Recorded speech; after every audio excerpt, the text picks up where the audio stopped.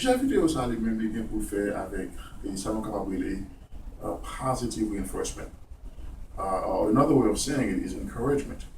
Now, nous tous est capable d'accord avec moi. We have a big, when I mean big, I mean a major problem in our community.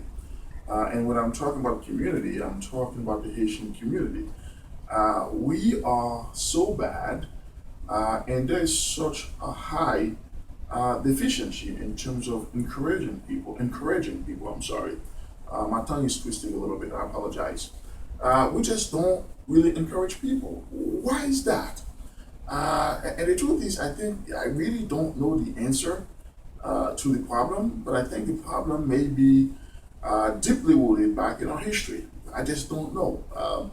I wish I know the answer, but why is it that Haitian people have problems, encouraging others?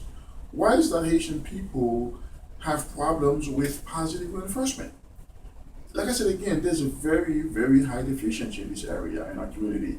And if we are dealing with people in our community to do something, we better really have very high self confidence because it is really our self confidence that will allow us to really succeed.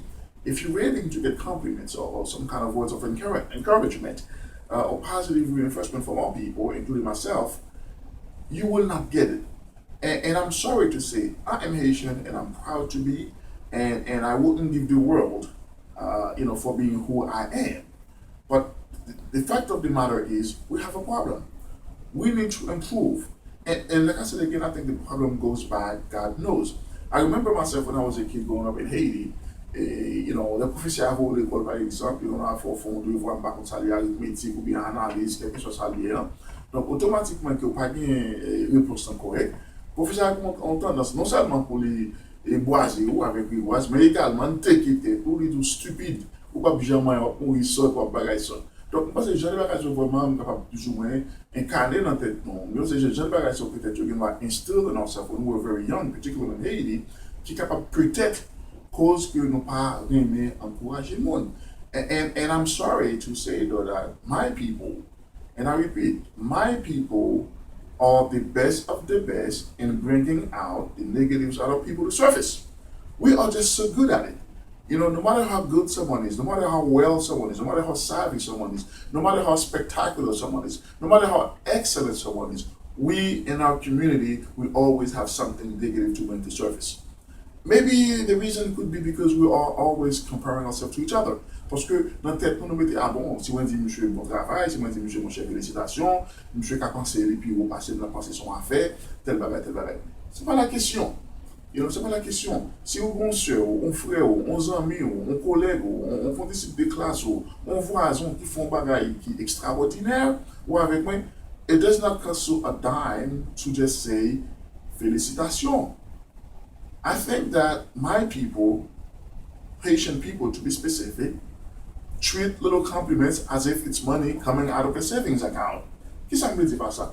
Yo pas pas compliment, yo pas encourager moun. Tant que les moun nan bon compliment li encourager ou, c'est là comme t'a dit, c'est là pour c'est propre cap sorti dans savings account qui cap réduit. Par contre, il pas pour propre réduit, il pas faire. It's a problem, people. I understand in Haiti it was common practice where people don't encourage other because of whatever reason, because we're always comparing ourselves with each other. But we came in America. This is a completely different country. Now, I'm not saying that we'll be adopté toutes les mœurs, je ne vais pas demander pour américaniser, c'est pas ça que je dis. Je ne vais pas demander, par exemple, pour prendre toute culture américaine pour faire parce que we have our own culture. But at the same time, though, il y a une raison qui fait ou émigrer dans le pays, c'est capable de faire ça ce qu'on appelle un triage, pour prendre ça qui est bon la caillou, ou avec nous pour rejeter ça pas trop bon, pour améliorer. Donc, ou avec moi, et je pense que vraiment ici, c'est notre pays qui est nettement différent. Côté les petits, on a tout petit, on a toujours encouragé. And the truth is, folks, a word of encouragement takes us a long way. Parfois, on a dit fatigué de bagarre. On a dit the person may be just tired of it.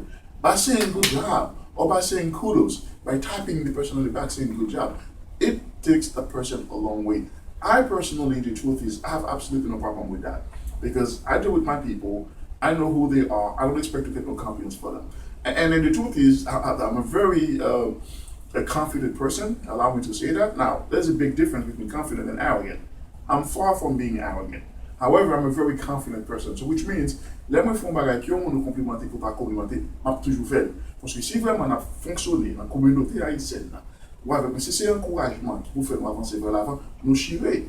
Or, c'est la raison pour laquelle il faut un pile monde qui percève vraiment dans la communauté haïtienne. Non? Alors, pas vraiment percer dans la communauté haïtienne, non? Un pile monde qui sortit dans la communauté haïtienne, ouais, qui percève, c'est parce que détaché quelque chose des communautés haïtiennes, que c'est dans la music industry, que c'est dans the business world, que c'est in the financial world, que c'est in the legal world, they always remove or detach themselves from the Haitian community. And the reason is simple, because we just don't encourage people. We are, like I said again, the best of the best in breaking people down. Yet, we are the worst in recognizing and honoring somebody when you do something good. Now, I'm not saying that you need to really, glorify your monde parce qu'il achieve a milestone. That's not what I'm saying. Parce que vous dites que toute gloire est avec bon Dieu, mais cependant, parce qu'on a encouragement, it will take us a long way. So, people, let's change our mentality. I know the subject is not too much related with finance, which is the content of most of my videos. However, I just wanted to throw it out there. I wanted to throw it at you. Next time, your neighbor, your sister, your brother, your friend, your colleague, your whoever does something, say, good job, man, I'm proud of you. Don't try to bring them down.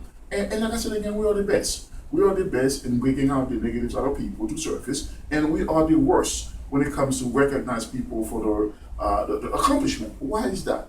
The reason, in my view, is simple, because we always compare ourselves to each other. Nous pas besoin de dire, ah, mon cher, on a félicitations, on a pas pensé son affaire, ou bien manger, on a pensé son affaire, par contre, pour quitter tout le là. Et ça, réellement, nous, parfois, par exemple, aucun accompagnement qui est très, très, très positif qui va faire dans la communauté. Mon n'a pas aimé l'école en bas, la PC prend l'information, l'appeler, si son pas capable de mettre quelqu'un capable de l'appeler, l'appeler utiliser comme une ressource qui est très vital pour lui. Mais cependant, il n'y a pas besoin de faire connaître. Parce que si par exemple, moi je dis Ronald, mon cher, mais ça, ou bien me complimenter, le cas c'est son affaire, ou de référence, c'est capable qu'il est mieux passé, par contre, je ne vais pas faire. Ou de référence, si moi je ne suis pas là, Ronald n'est pas là. Let's change our mentality. And again, I'm not trying to judge people. I'm the least person to judge people because I really believe that people should be judged by God. I don't judge people, and I try so hard, even in my own personal life, not to be judgmental. Because, like I said again, pas contre situation mon nan a fait un bagage qui moi personnellement qui m'a fait et according to my ethics, but it doesn't mean that je vais condamner mon parce que fait mon a pas fait ça. Même pas condamner mon. And I don't think we need to pass on judgment, but at the same time, we're talking about a changing of mentality. We're talking about being able to say, good job. We're talking about saying kudos to someone. It's not going to take a single hair out of your head if you just say to someone, good job. Let's change. If someone does something phenomenal, extraordinary, let's say good job. Alors, on ne parle pas là faire comme n'importe petit bagage qu'on a fait, on clap, c'est pas ça que m'a dit. Parce que comme on connaît, too much of anything is never good. Okay? Or the best way to put it, too much of anything is poisonous. Il poison. Mais cependant, je crois que le monde fait un bagage positif, le monde fait un bagage extraordinaire.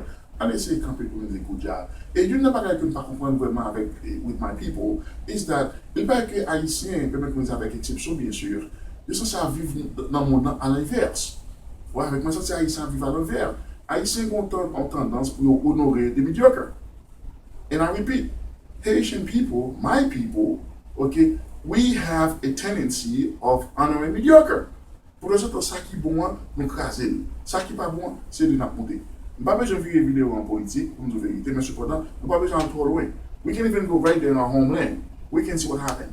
Okay, very, very important. But at any event, like I said again, people, let's change our mentality. Let's say, felicitations to someone who's done something extraordinary. It will not take money out of your savings account. So this is what I have for you today. And like I said again, I know the content is slightly different, but I just wanted to throw it out there. And like I said again, it doesn't hurt. Let's just be, let's use positive reinforcement. Okay. So I thank you for watching, and it was a pleasure again to be with you. We'll see you again next time, and I hope you have a blessed day. Et que vous dites béni. Once again, c'était that. Thank you so much.